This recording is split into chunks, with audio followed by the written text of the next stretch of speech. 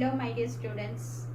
First of all, we shall recall the things we have studied through the previous video. In the previous class we have discussed regarding a first order gas phase reaction. There we arrived at an equation relating the rate constant K and time as well as the concentration or the amount of reactants not in terms of concentration but in terms of partial pressure. We have expressed a relation between rate constant K and time and the amount of reactants in terms of partial pressure for a first order gas phase reaction, and we have done one numerical also based on that, and after that we have studied what is meant by half-life period. What is half-life period? It's very important because usually it comes for the board exam also. Define half-life period. So what is half-life period? It is the time required to change the concentration of the reactant to exactly half to its initial value. It's the time required to reduce the concentration of the reactant to exact half of its initial value. That is known as half-life period. It is represented by T half. Half-life is represented by T half. We have derived equations connecting this half-life as well as rate constants for a zero order as well as first order reaction from the integrated rate equation of the corresponding order reactions. For a zero order reaction, T half is equal to R0 by 2K, where R0 is the initial concentration of the reactant or the concentration of the reactant at time T is equal to 0 and K is rate constant.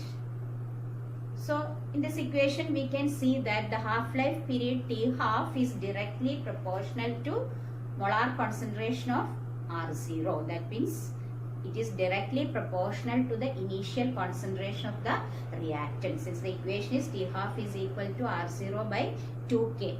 K is a rate constant for a particular reaction. It's a constant. Then 2 is also constant. So therefore T half is directly proportional to R0. That is the initial concentration of the reactant for a first order reaction. Sorry, for a zero order reaction. For a first order reaction, T half is equal to 0.693 by K. That is 0.693 is a constant and K is also another constant. So a constant divided by constant is a constant. So T half, there is no term connected with the concentration in that equation. So T half is independent of concentration of the reactants. T half is independent of concentration of the reactants for a first order reaction. So that's very important. That is half-life period is directly proportional to initial molar concentration of the reactants for a zero order reaction, whereas half-life period is independent of the initial molar concentration of the reactants for a zero order reaction. So next we shall discuss about a new concept, that is pseudo first order reactions. You are familiar with the term pseudo. Do you remember that in your junior classes you have studied about amoeba? Amoeba doesn't have real legs, but it reshapes its body into projections like leg and they walk with that leg. So that is known as pseudopodia. I think you are remembering this term, pseudopodia. Here the term pseudo means false and podia means leg. So false leg. So likewise here also it is the same meaning. Pseudo means false. So just we shall see what is meant by pseudo first order reactions. It is those reaction which is not first order. Naturally it is not a first order, but due to certain experimental conditions or due to certain conditions it acts like a, or it appears as if it is a first order reaction, or it pretend to be like a first order reaction. Actually it is not a first order reaction. That is, if we see the chemical reaction we can see that it is not a first order but a higher order reaction, but actually it behaves like a first order reaction due to certain conditions. So condition for a reaction to appear as pseudo first order reaction is that here the one of the reactant should present in an excess amount. or large amount. One of the reactant should be present in a large amount. For example, to make this point clear, we shall see an example, that is CH3CO C2H5 plus H2O, that is hydrolysis of ester. This is an ester. This is ethyl acetate. So it's on hydrolysis using water, breakdown using water. It forms acetic acid and ethyl alcohol. So here we can see that there are two reactants. One is water and the other one is ester. Here the reactant which is in higher concentration when compared to the other, or the reactant which is in excess amount, is water. Because here water acts as, that is the reactant which is in excess amount is the solvent. We know that solvent is the substance which is present in large amount in a solution. As like suppose we are making lime juice, we are taking a beaker full of water as the solvent and we are adding the extract from the lime, 1 spoon or 2 spoon. So it is present in lower quantity but the water is present in excess quantity to make that solution. So likewise here this water acts as a solution. Water is the solvent and here this is the other one. So here this is present in small amount when compared to this water. Water, see this one, that is 0.01 moles of water we are taking initially and it is mixed with a 10 mole of water. 0.01 mole of ester we are taking and it is mixed with a 10 mole of water. At time t is equal to 0, the concentration of water, ester is 0.01 moles per liter and concentration of water is 10 moles per liter. So we know that at that time, that is at the initial time t is equal to 0. At first we are mixing these two together. The concentration of the product is 0 moles. Both the acetic acid and ethyl alcohol is 0 moles per liter.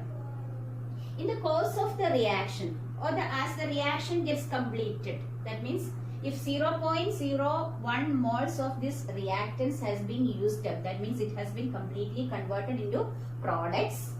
That is, as the reactant, this ester has been completely used up, that is 0.01 moles has been reacted and turned into products. Then we can see that suppose it is a time t, all the ester molecules has been reacted and it is converted into products. Then the concentration is 0 because all these ester molecules has been converted into products. So it is 0 moles. At time t, the concentration is 0 moles per liter. And the concentration of water, because we know that from the stoichiometric coefficient, one molecule requires 1 molecule of water to convert into products. So 0.01 moles take up from 10 mole of water, it takes up only 0.01 moles for the reaction to takes place. Or for the complete reaction to takes place, only 0.01 moles of water will be consumed. So the remaining concentration, that is remaining concentration of water after the reaction is 9.99, that is 10 minus 0.01 mole is consumed.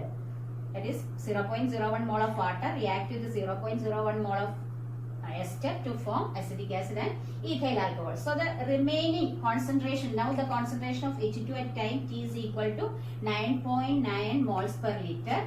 And likewise, since 0.01 moles of these reactants are reacted, the product also will be 0.01 moles. 0.01 moles. So, if we check into this values, we can see that there is only a slight change, a very slight change in concentration. That's a negligible change has occurred to the concentration of water. So, from this we can see that the concentration of water does not affect the speed of the reaction. The concentration of water does not affect. As the concentration changes, there is no change in the speed of the reaction. The speed of the reaction depends only on the concentration of the other reactant which is present in small quantity. It will not depend on the concentration of the reactant which is present as large excess quantity. So, the rate of this reaction, it is depending only on the concentration of ester and not on the concentration of water.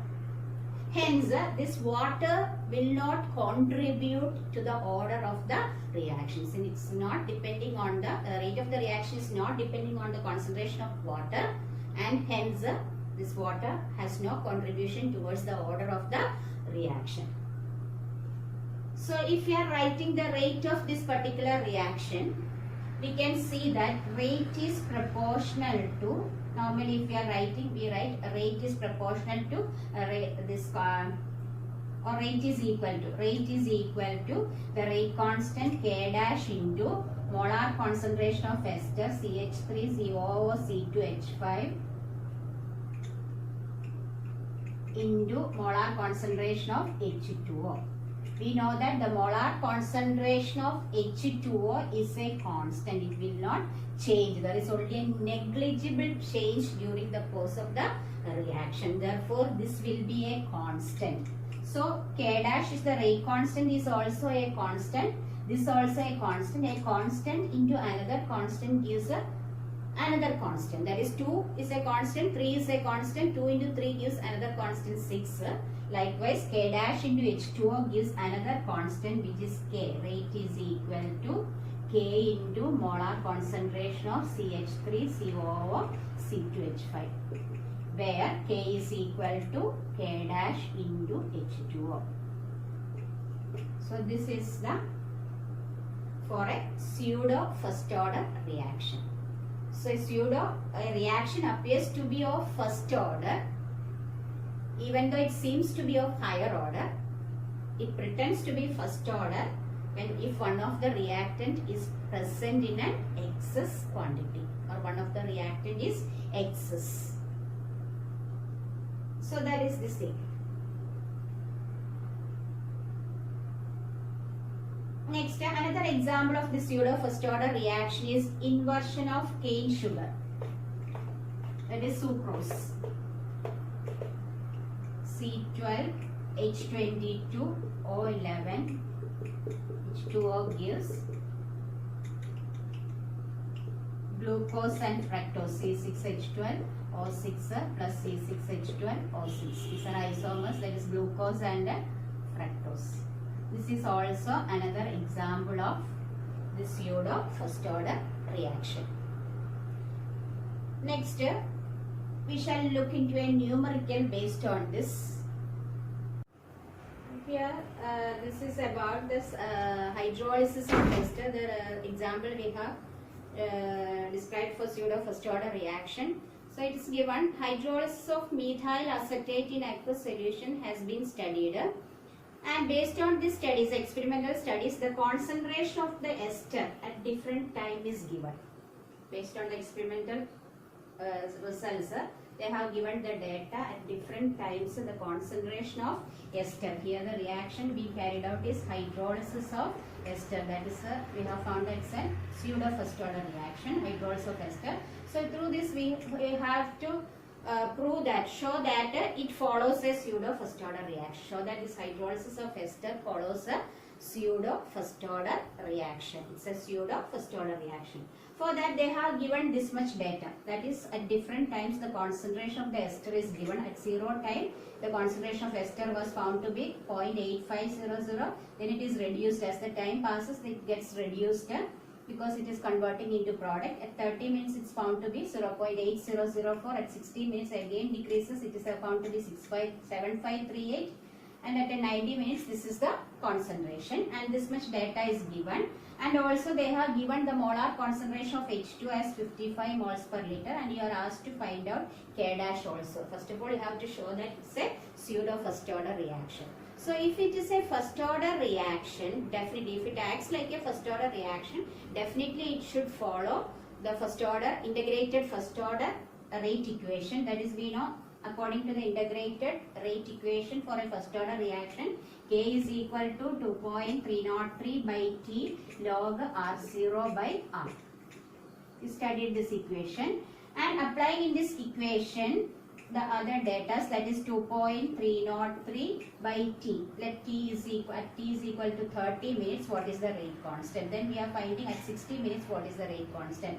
Then we find out at 90 minutes what is the rate constant. If all the rate constant will be same, if all the rate constant we are getting is same, then we can say that it follows first order kinetics. Then only this thing, that is we are applying the integrated rate equation for the first order. So since we are applying this value in this integrated rate equation for the first order at different times, if the rate constant is the same, definitely we can say that this reaction follows first order kinetics. Even though it seems to be of second order, it follows the first order kinetics. So for that we are applying the given data in this equation, that is 2.303 by T. At T is equal to 30 minutes, we can find out the rate constant. 2.303 by 30 into log molar concentration of R0, that is the initial concentration, that is 0.8500 divided by the time T is equal to 30 minutes, the concentration is the R.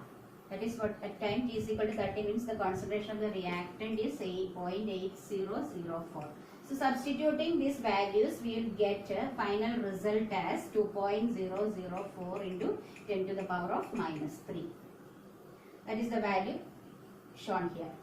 Then at time T, similarly we are finding at time T is equal to 60 minutes, that is here 60. Then R0 is the same since it is a concentration at time T is equal to 0. Then at 60 minutes the concentration, the R is instead of 0.80, we are substituting this value, that is concentration at time T is equal to 60 minutes. Then we will get the value 2.002 into 10 to the power of minus 3. Again we can calculate the rate constant at time T is equal to 90 minutes. So it will be 90, and instead of 7538 we are substituting the concentration at T is equal to 90 minutes, that is 0.7096, that is found to be 2. That is almost the same, that is only a slight difference, a very minute negligible difference. So we can say that at different times we got the rate constant K as a constant. So we can say that it follows first order. Since all this, for these three trials we have got K as a constant, we can infer that this particular reaction follows first order kinetics, or we can say that it's a pseudo first order reaction. So we proved the first part, that is a pseudo first order reaction, and next we have to find the value of K dash. K is equal to K dash into H2O. K we got 2.004 into 10 to the power of minus 3 is equal to K dash into molar concentration of H2O. H2O is given, that is H2O, the concentration remains as a constant, which is equal to 55. Therefore K dash is equal to 2.004 into 10 to the power of minus 3 divided by 55, which is equal to 3.64 into 10 to the power of minus 5 mole raised to minus 1 liter minute raised to minus 1. So go through this example. It is the example 4.9 given in the textbook, solved example. Then next we shall discuss a problem. That's also a worked out problem based on the T half value. That is, show that in a first order reaction, time required for the completion of 99% is 10 times of the half-life of the reaction. You have to prove that time required for the completion of 99% is 10 times the half-life of the reaction.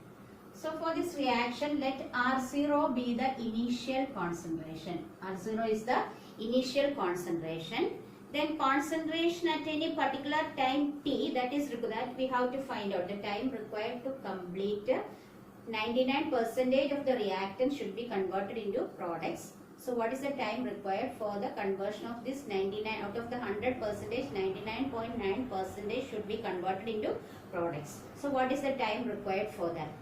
Then after the 99% of the reactant has been converted into product, the molar concentration is equal to, then the molar concentration 99.9% means, suppose we are converting into decimal, it will be 99.9 divided by 100, which is equal to 0.999.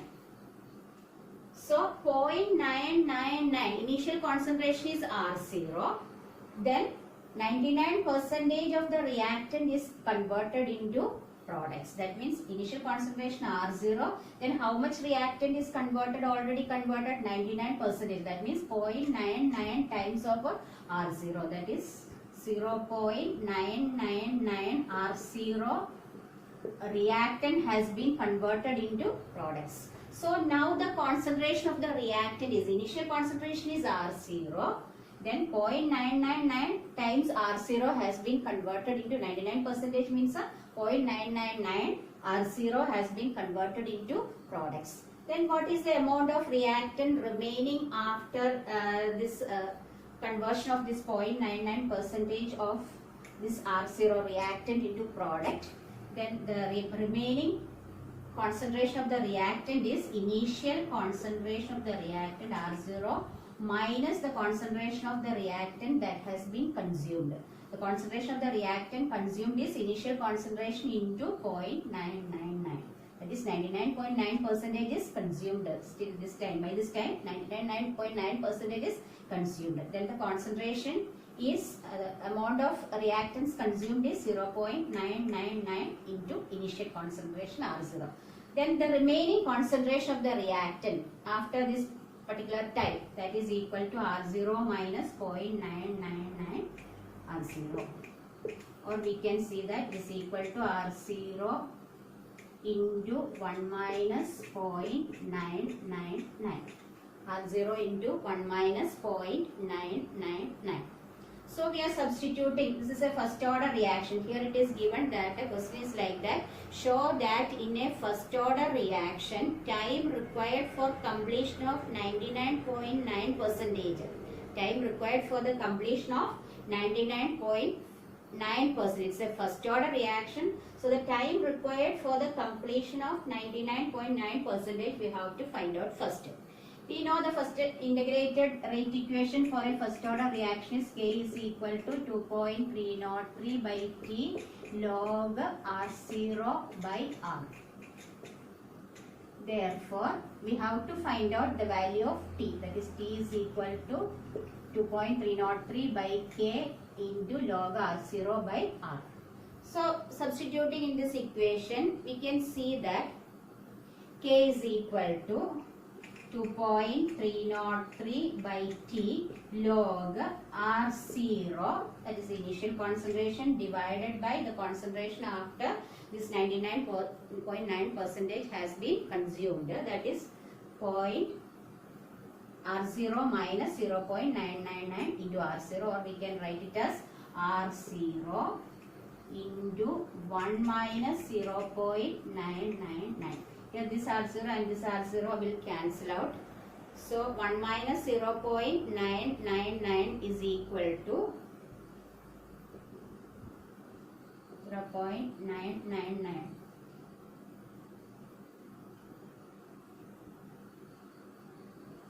It is 0.001.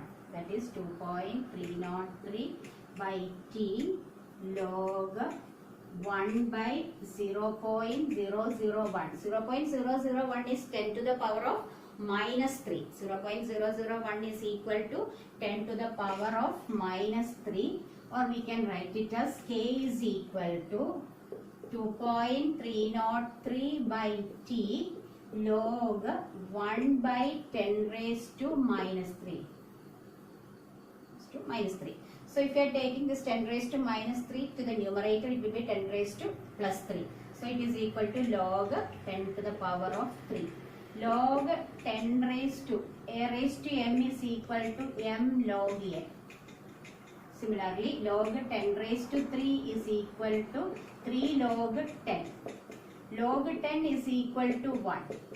Therefore, log 10 raised to 3 is equal to 3 into 1, which is equal to 3. So, instead of log 10 raised to 3, we can substitute 3. Then the equation, that is 2.303 into 3 divided by T, or T is equal to 2.303 into 3. That is equal to 6.909. It is equal to 6.909 divided by K. That is the T after this 99.9% has been decomposed.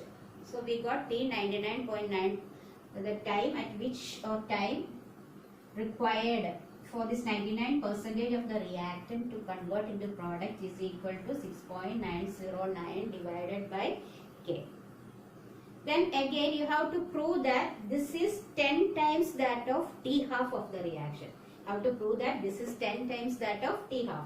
We know that T half for a first order reaction is 0.693 by K. You have to prove that 10 into T 99.9 is equal to 10 into T half. So divide these two equations, that is first equation by the second equation, we will get T 99.9 percentage divided by T half, first one by this one, this K will cancel out, so it will be 6 point is equal to 6.909 divided by 0.693. That is 6.9 is 0.693. So in order to make it equal, we can multiply with 10. So it will be 6.909 into 10 divided by 6.93. We are multiplying the numerator and denominator with the 10. If you are multiplying the denominator with the 10, it will be 6.93. So here 6.909 into 10 divided by 6.93, this is same, so it will cancel.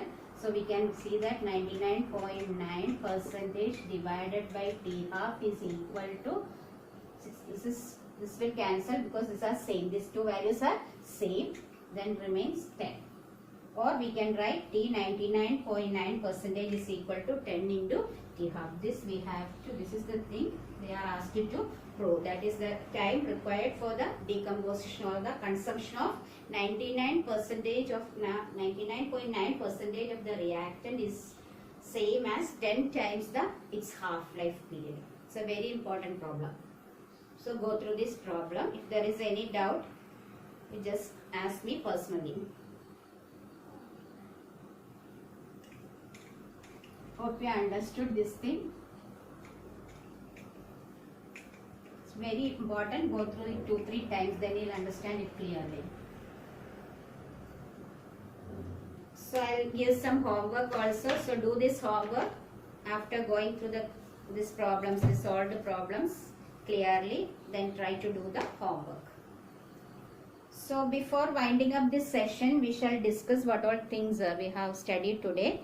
We have discussed about pseudo first order reactions. What is a pseudo first order reaction?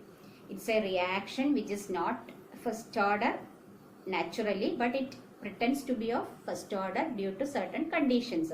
The condition is that one of the reactants should present in an excess quantity. That will not, that the reactant which is present in the excess quantity will not affect the or will not influence the rate of the reaction, and hence it will not contribute to the order of the reaction. So the other reactant only will be related to or will be changing the rate of the speed of the reaction is determined based on the concentration of the other reactant which is present in very less amount and compared to the excess reactant. And the examples for pseudo first order reaction given in the textbook is hydrolysis of ester as well as inversion of cane sugar, and after that we have done one numerical to show that this hydrolysis of ester is a pseudo first order reaction, that also we have proved, and after that we have done a numerical based on the T half, that is we have to prove that the time required to decompose 99% of a particular reactant, that is initial concentration is R0, this R0, from this R0 99% should be converted into products. What is the time required? That time is, you have to prove it as 10 times the half-life period. Time required to decompose half, that is T half. So you have to prove that T 99.9% is 10 into T half. That also we have proved by applying the integrated rate equation. K is equal to 2.303 by T log R0 by R for finding out the time required to decompose or time required to consume 99.9% of the reactant. After that we have used the relation T half is equal to 0.693 by K. Divide T 99.9 divided by T half, we got 10.